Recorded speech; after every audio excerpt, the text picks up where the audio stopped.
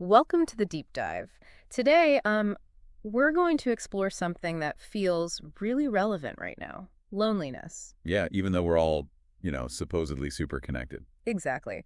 We've been looking at some insights from the ER7 podcast, and they really got us thinking about this paradox. Loads of digital connections, but this feeling of isolation seems to be growing for some people. It does. So our aim here is just to unpack some of those ideas, see if we can shed some light on it for you. Right. And what the ER7 podcast really highlights is this gap, a gap between having connections, lots of them maybe online, and feeling a genuine bond. It's a real bond, yeah. Technology gives us access, sure, constant interaction potentially. But does it build closeness? That's the question they seem to be asking. Exactly. It's like having a massive online network, but maybe not that one person you feel you can truly rely on, Okay, so this paradox of connection, let's dig into that a bit.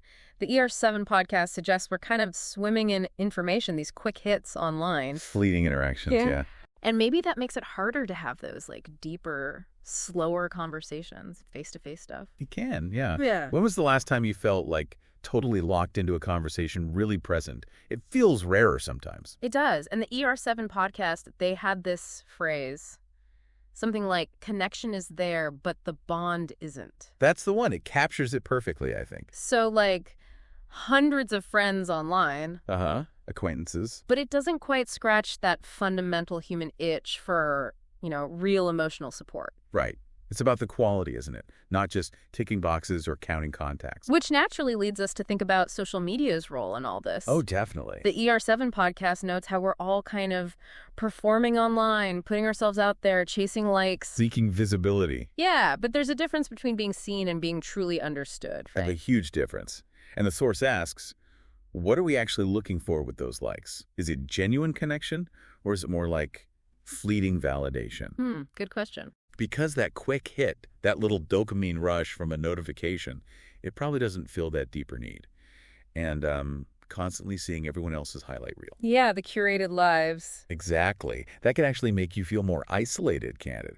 Like you're the only one not having this amazing connected life. Which is usually not the reality anyway. So, okay, if this sounds familiar to anyone listening, what can be done?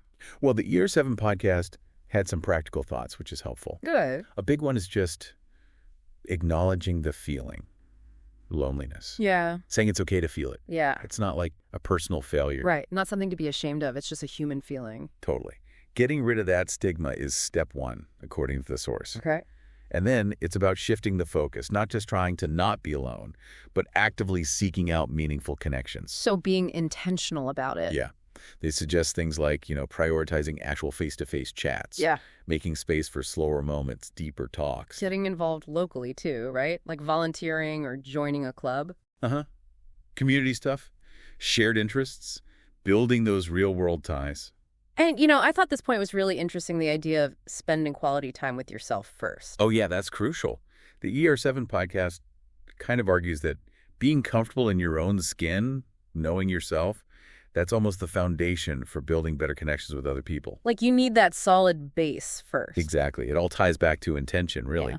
Genuine connection doesn't just sort of happen passively. You have to put in some effort. Even if you're surrounded by people or have a huge online following. Especially then, maybe. Okay, so if we were to boil this down, the main takeaway from digging into the ER7 podcast's ideas is feeling lonely. Especially now. It's not weird.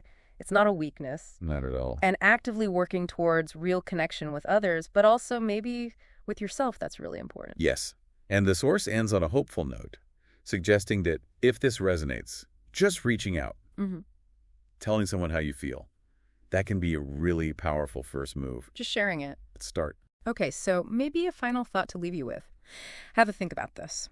In your own life, what does that difference feel like? The difference between just being connected and feeling truly deeply connected.